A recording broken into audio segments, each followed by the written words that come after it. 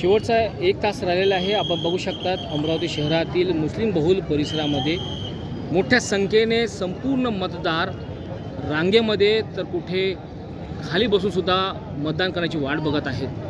उत्स्फूर्तपणे प्रतिसाद या परिसरामध्ये दिसून येत आहेत. हजारोंची संख्या मतदारांची या ठिकाणी रांगेमध्ये वाट बघत आहेत आणि नक्कीच या लोकशाही उत्सवामध्ये, राष्ट्रीय उत्सवामध्ये संपूर्ण अमरावतीकर आपल्या मतदानाचा हक्क बजावणार आहेत. शेवटचा एक तास राहिलेला आहे. याचं असोसिएशन उर्दू हायस्कूलच्या मतदान केंद्रामध्ये याच परिसरातील मतदारांनी मोठी गर्दी केलेली आहे. चारही बाजूने आपण प्रत्येक मतदान केंद्राच्या खोलीच्या समोर आपण मतदारांच्या रांगा आपण बघत आहात. भरपूर प्रमाणात मतदारांनी उत्स्फूर्तपणे सहभाग दिलेला आहेत आणि मत केल्याचं सुद्धा ते सुद्धा प्रतिक्रिया स्पष्ट करीत आहेत. हास्य मुद्रेमध्ये आनंदात ते सुद्धा आपला आनंद व्यक्त करीत आहेत. दर्शकांनो, एक तास राहिला आणि आपण सुद्धा आता उर्वरित राहिलेले मतदारांनी आपल्या मतदानाचा हक्क बजावावा असं आवाहन सुद्धा करण्यात आहेत. अमरावती जिल्ह्याची मतदानाची टक्केवारी वाढवण्याकरिता जिल्हा प्रशासन अनेक दिवसापासून प्रयत्नात आहेत. अनेक कार्यक्रमाद्वारे मतदारांना सुद्धा आवाहन करण्यात आले आहेत. आता उर्वरित एक तास राहिलेला आहेत. उर्वरित एक तासामध्ये संपूर्ण मतदारांनी आपल्या राहिलेल्या मतदानाचा हक्क बजावावा आणि अमरावती जिल्ह्यातील लोकसभेची मतदानाची टक्केवारी नक्कीच वाढवावी.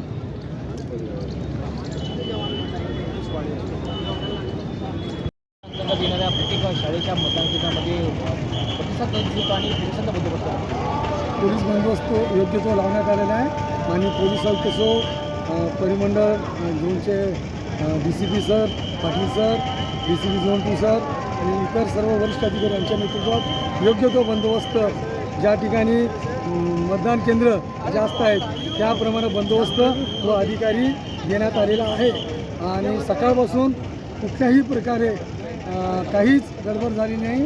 मतदार हे अतिशय शांतपणे आपल्या मतदानाचा हक्क बजावलेला आहे. आता एकदम आपण ज्या ठिकाणी आहोत त्या ठिकाणी अतिशय आता कमी प्रमाणात मतदार संख्या आहे आणि सर्वत्र पूर्ण नागपुरी गेट अगदी जवळपास 22 इमारत आणि 105 बूथ आहेत. सर्व ठिकाणी आत्तापर्यंत परिस्थिती अतिशय चांगली आहे. मतदारांनी पुन्हा सहकार्य केलं. पोलिसांचं आणि इतर बाहेरून आले पोलिस यांनीसुद्धा अतिशय चांगल्या प्रकारे बंदोबस्त पार पाडलेला आहे. त्यानंतर वरिष्ठांच्या मार्गदर्शनाखाली आम्ही काम करत आहोत आणि पुढील एक तास अतिशय चांगल्या प्रकारे जाईल अशी आम्ही अपेक्षा करतो. उर्ला गोंडावार जे पोलीस निरीक्षक आहे नागपूर गेट पोलीस स्टेशनच्या हद्दीतील त्यांनी सुद्धा चोख बंदोबस्त या ठिकाणी नागपूर गेट पोलीस स्टेशनच्या हद्दीमध्ये बजावलेला आहे. यासोबत दर्शकांनो, सर्वात जास्त मतदारांची संख्या अमरावती शहरातील पठाण चौक असेल, जिबिल कॉलनी असेल, भातपुरी मार्गावरील अनेक मतदान केंद्रावर भरगच्च मतदारांनी आपला मतदानामध्ये प्रतिसाद दिला आहे. DCP शिंदे येथील संपूर्ण परिसरामध्ये चोख बंदोबस्तामध्ये व्यस्त आहे.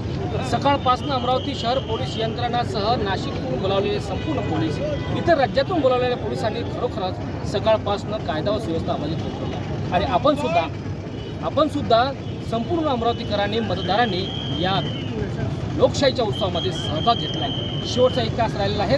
पुन्हा दृश्य बघू शकता. नागपूर गेट पोलीस स्टेशन हद्दीतील हे दृश्य आहेत. असोसिएशन उर्दू बॉईज हायस्कूल हे मतदान केंद्र आहेत. आता शेवटचा एक तास राहिला आहे आणि भरभरून मतदार याच मतदान केंद्रामध्ये प्रतिसाद देत आहेत. संपूर्ण परिवार आपल्या कुटुंबासह आणि 18 वर्ष वयोगटाच्या वरील संपूर्ण मतदार, ज्येष्ठ नागरिक, महिला भरपूर उत्साहाने याच लोकशाहीच्या उत्सवात सहभाग घेत आहेत.